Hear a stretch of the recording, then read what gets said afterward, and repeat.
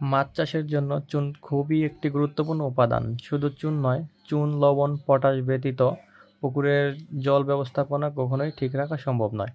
তো যদি কেউ চুন প্রয়োগ ব্যতীত মাছ চাষ করে থাকে তাহলে সেটা হবে শৌখিন অথবা অন্য কোনো প্রসেস, যেখান থেকে তার লাভ করার কোনো আশা থাকে না। কিন্তু যদি কেউ বাণিজ্যিক আকারে মাছ চাষ করতে চায়, অর্থাৎ অধিক ঘনত্বে মাছ চাষ করতে চায়, তাহলে তাকে চুন প্রয়োগ করতেই হবে।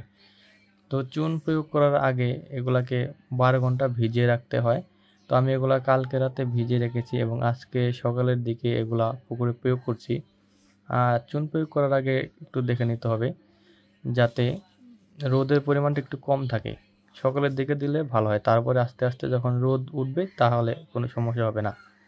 এবং চুন ছিটানোর পরে পুরো বালতির তলায় যেই বড় বড় উপাদানগুলো, মানে বড় বড় চুনের দানাগুলো থাকবে, সেগুলো ফেলে দিতে হবে।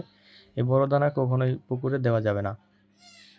তো আমি আরেক বছর মাছ চাষ করেছিলাম, সে বছর পুকুর ব্যবস্থাপনা ভালো না হওয়ার কারণে আমার পুকুরের অনেক মাছ মারা যায়।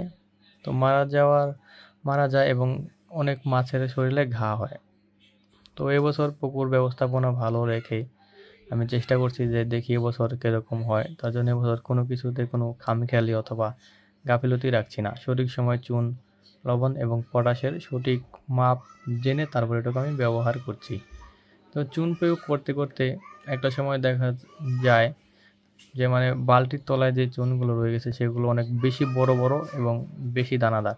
তো তার জন্য আমি একটি প্লাস্টিকের নেট নিয়েছি।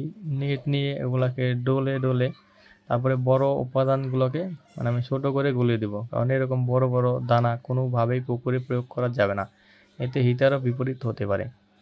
তো এতক্ষণ আপনারা আমাদের সাথে ছিলেন, তার জন্য আপনাদেরকে আন্তরিকভাবে ধন্যবাদ।